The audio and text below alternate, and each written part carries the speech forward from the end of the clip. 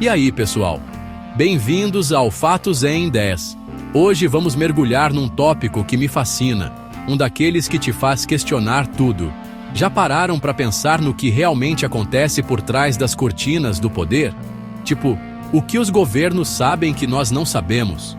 É uma loucura pensar nisso, mas é real. Ao longo da história, inúmeros governos ao redor do mundo foram acusados de desenvolver e esconder tecnologias que poderiam ter transformado radicalmente a vida da sociedade. E não estou falando de teorias da conspiração malucas. Estou falando de projetos documentados, de vazamentos, de testemunhos de gente que esteve lá dentro. A gente vive num mundo onde a tecnologia avança numa velocidade alucinante. A cada dia tem um celular novo, um carro elétrico mais rápido, uma inteligência artificial mais esperta. Mas e se eu te dissesse que o que a gente vê é só a ponta do iceberg?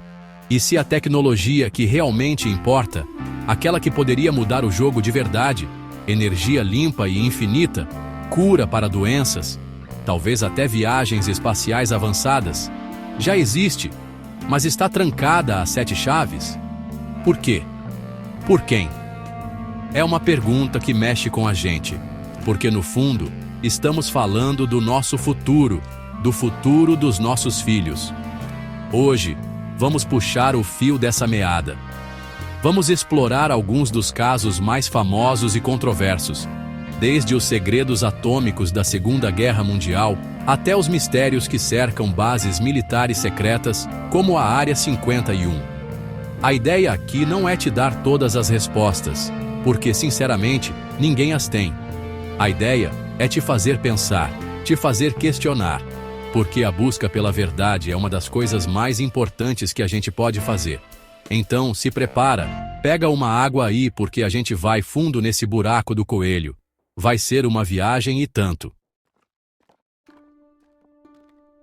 Vamos começar com o avô de todos os projetos secretos, o Projeto Manhattan. Todo mundo aprende na escola que foi o projeto que criou a bomba atômica, certo? Hiroshima, Nagasaki, o fim da Segunda Guerra.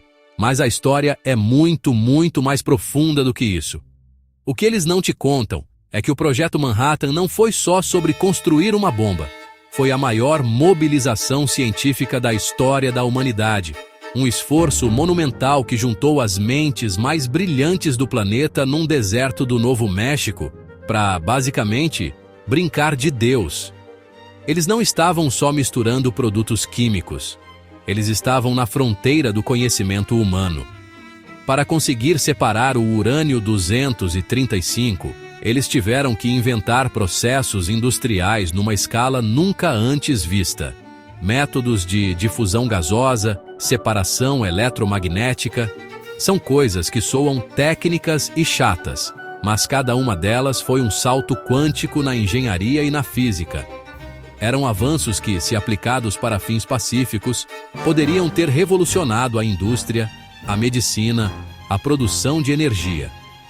Mas adivinha? Tudo ficou sob o mais absoluto sigilo. O nível de compartimentalização era insano. Pensa nisso. A maioria das centenas de milhares de pessoas que trabalharam no projeto não fazia a menor ideia do que estava construindo. Um cara passava o dia inteiro apertando um botão ou virando uma válvula sem saber que fazia parte da criação da arma mais destrutiva da história. Essa mentalidade de a informação é poder. E o poder não se compartilha nasceu ali, em Los Alamos, e se tornou o modelo padrão para todos os projetos secretos que vieram depois. É aí que a coisa fica interessante. O conhecimento gerado ali não era só sobre fissão nuclear. Eles desenvolveram novos materiais, novas técnicas de computação. Sim, os primórdios dos supercomputadores estavam lá.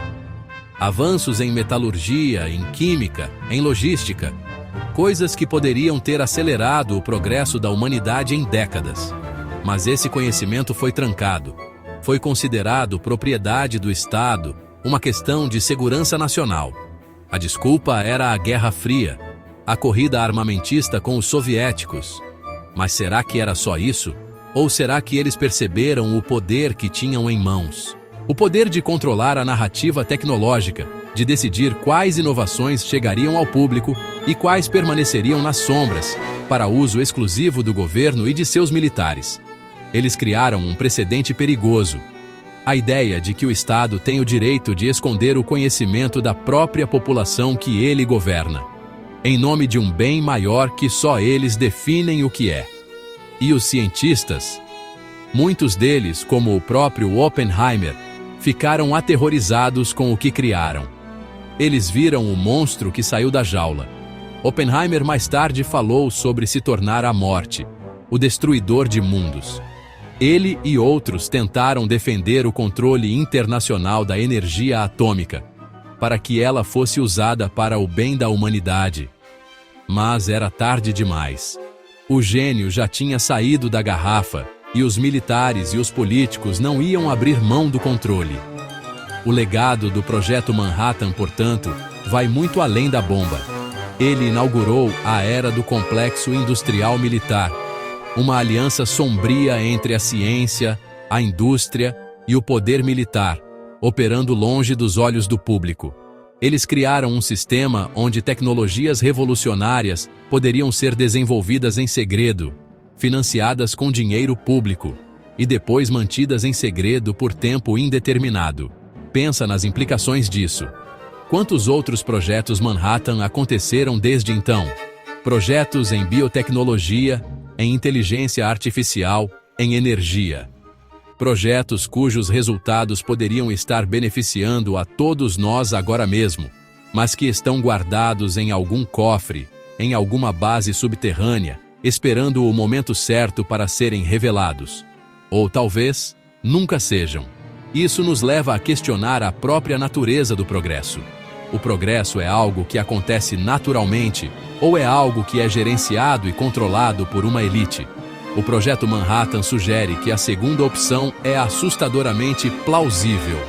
Ele nos mostra que a história da tecnologia não é apenas uma história de descobertas e invenções, mas também uma história de segredos, controle e poder. E essa é uma lição que precisamos carregar enquanto exploramos os outros mistérios que os governos tentam esconder. Agora vamos entrar num território ainda mais polêmico, que mexe diretamente com o bolso de todo mundo: energia. A gente vive num planeta que, basicamente, funciona à base de queimar coisa. Petróleo, carvão, gás. É sujo, é finito e causa guerras. Todo mundo sabe disso. A gente ouve falar de energia solar, eólica, que são ótimas, mas ainda têm suas limitações. Mas e se existissem outras opções? Opções muito mais poderosas, quase mágicas? E se eu te dissesse que talvez elas já tenham sido descobertas e depois convenientemente enterradas? Essa conversa sempre leva a um nome: Nikola Tesla. O cara era um gênio absoluto, muito à frente do seu tempo. Ele não só inventou a corrente alternada, que é a base de toda a nossa rede elétrica, como também sonhava com algo muito maior: a transmissão de energia sem fios para todo o planeta, de graça. Ele construiu a torre de Wardenclyffe com esse objetivo. A ideia era usar a própria Terra como um condutor gigante.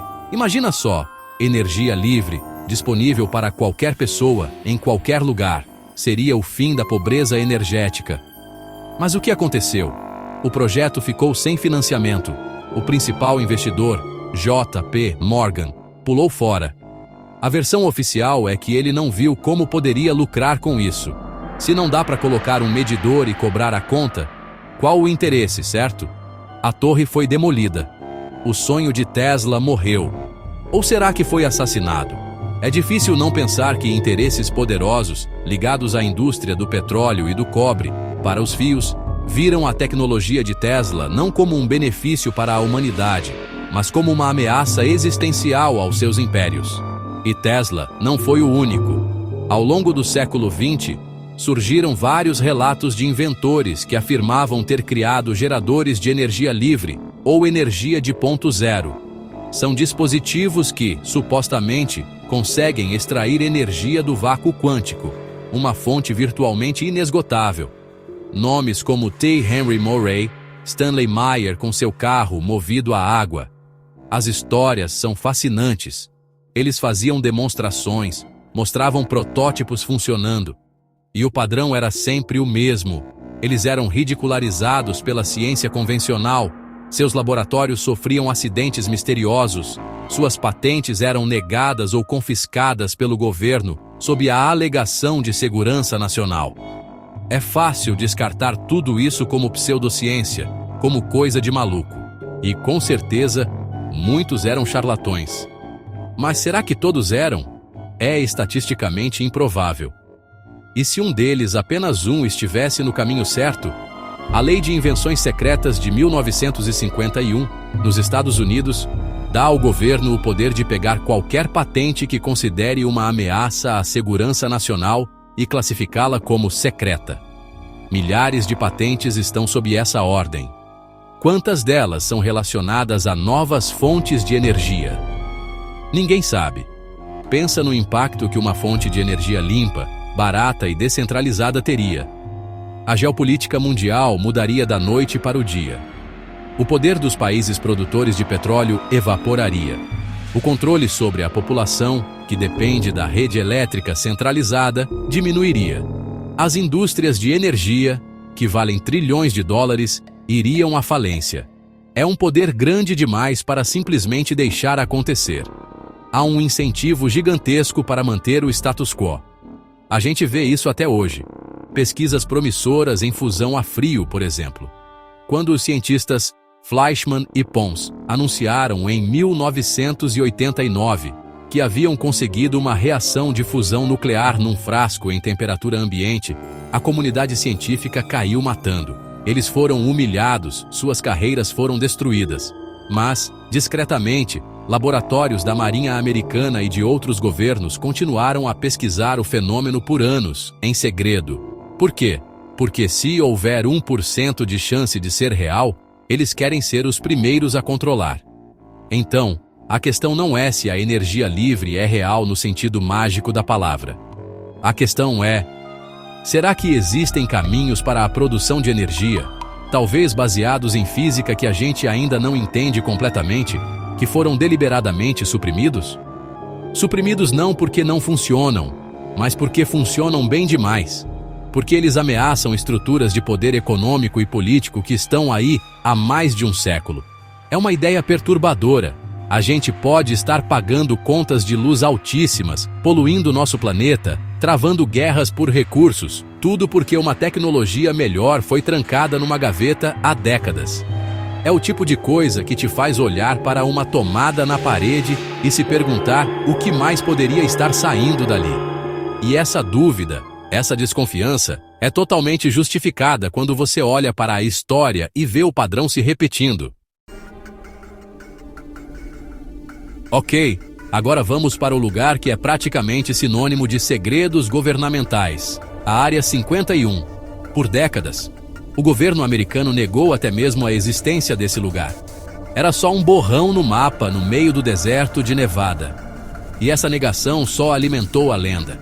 OVNIs, corpos de alienígenas, engenharia reversa de naves espaciais. A Área 51 se tornou o epicentro de todas as teorias da conspiração. E, honestamente, a culpa é do próprio governo. O segredo extremo gera especulação extrema. Mas se a gente deixar os aliens de lado por um momento e focar no que é confirmado, a história já é inacreditável. A Área 51, ou Groom Lake, é uma base de testes para as aeronaves mais avançadas e secretas do mundo. É o playground da Skunk Works, da Lockheed e de outras empreiteiras de defesa. O avião espião U-2, que voava tão alto que os pilotos de avião comercial achavam que era um OVNI nos anos 50, foi testado lá. O SR-71 Blackbird, o avião mais rápido do mundo por décadas, que podia cruzar os Estados Unidos em pouco mais de 1 hora, nasceu lá. O F-117 Nighthawk, o primeiro avião stealth operacional do mundo, foi desenvolvido e voou em segredo na Área 51 por quase 1 década antes de ser revelado ao público. Pensa nisso? Por 10 anos, os Estados Unidos tinham um avião que era praticamente invisível ao radar, Uma tecnologia que parecia ficção científica e ninguém sabia. Os pilotos que o viam voando à noite, com sua forma angular bizarra e seu silêncio assustador, relatavam OVNIs. E o governo, claro, deixava que acreditassem nisso. Era uma ótima cortina de fumaça. A questão é, se eles tinham o F-117 nos anos 70, o que eles têm hoje? Que tipo de tecnologia está sendo testada lá agora, neste exato momento? A gente ouve rumores, relatos de ex-funcionários como Bob Lazar, que alegou ter trabalhado em engenharia reversa de naves alienígenas. Muita gente descarta o Lazar, mas a história dele é estranhamente consistente, e ele descreveu coisas, como o uso do elemento 115, anos antes da ciência convencional sequer sintetizá-lo em laboratório. Coincidência? Talvez, mas é uma coincidência bem esquisita. Mesmo sem entrar no mérito do Lazar, os relatos de aeronaves hipersônicas são constantes. Projetos com nomes como Aurora, um suposto avião espião que poderia atingir velocidades de Mach 5 ou 6. Pessoas no deserto de Nevada relatam ter ouvido estrondos sônicos pulsantes e visto rastros de condensação incomuns no céu, os chamados Donuts on a Rope. São fenômenos que a física convencional tem dificuldade de explicar, mas que seriam consistentes com um sistema de propulsão avançado, talvez um motor de detonação de pulso. E não é só sobre velocidade. E a camuflagem? A gente já tem a tecnologia Stealth, que engana o radar. O próximo passo lógico seria a camuflagem ótica, a invisibilidade de verdade. Parece coisa de filme do Predador, mas a pesquisa com metamateriais, que podem curvar a luz ao redor de um objeto, é real e está avançando. Onde você acha que os primeiros protótipos funcionais seriam testados? Provavelmente não no pátio de uma universidade pública. Seria num lugar como a Área 51. O sigilo em torno da base serve a um propósito duplo. Primeiro, obviamente, proteger os segredos militares da espionagem. Mas o segundo propósito, talvez mais importante, é criar um gap tecnológico. É garantir que as Forças Armadas americanas tenham uma vantagem tão esmagadora, baseada em tecnologias que seus adversários nem sabem que existem, que qualquer conflito seria vencido antes mesmo de começar. É a doutrina da dominação de espectro total. E essa tecnologia, eventualmente, vaza para o mundo civil. O GPS que a gente usa no celular começou como um sistema de navegação militar. A internet começou como a ARPANET, um projeto do Departamento de Defesa. A fita adesiva, o micro-ondas, a lista é enorme, mas a questão é, quanto tempo leva para essa tecnologia vazar? E que versão dela a gente recebe? A gente recebe a versão civil, diluída. O verdadeiro potencial, a versão militar de ponta, permanece secreta. Então, quando a gente fala da Área 51, o papo sobre aliens é a parte divertida, a isca. Mas a realidade é talvez ainda mais maluca. A realidade é que existe um complexo militar e industrial que está, com certeza absoluta, décadas à nossa frente em termos de tecnologia aeroespacial, de propulsão e de armamentos. E nós, que pagamos por tudo isso com nossos impostos, não temos o direito de saber. Somos mantidos no escuro, olhando para o céu e nos perguntando se aquilo é um balão meteorológico ou algo muito, muito mais estranho. Tudo bem, já falamos do passado.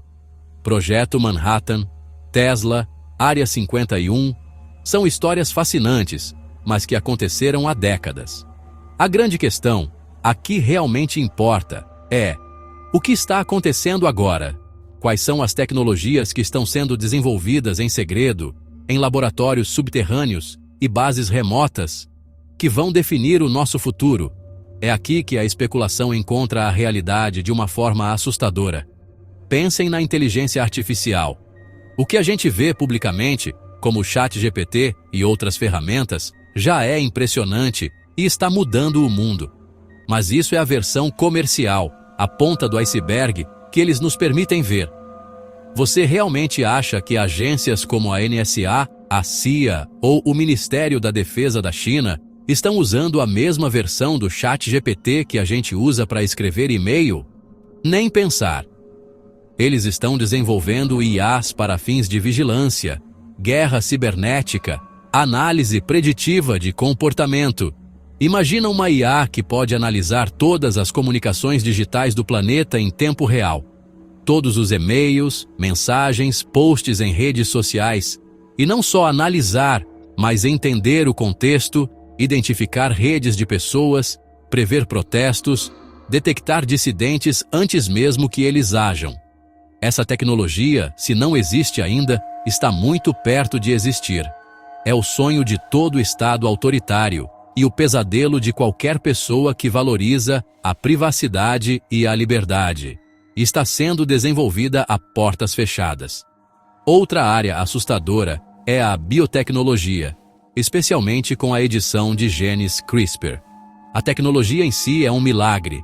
Tem o potencial de curar doenças genéticas, de acabar com o câncer. Mas nas mãos erradas, você pode criar patógenos específicos, vírus que atacam apenas pessoas com um determinado marcador genético, armas biológicas étnicas. Parece roteiro de filme de James Bond, mas a tecnologia para fazer isso já existe.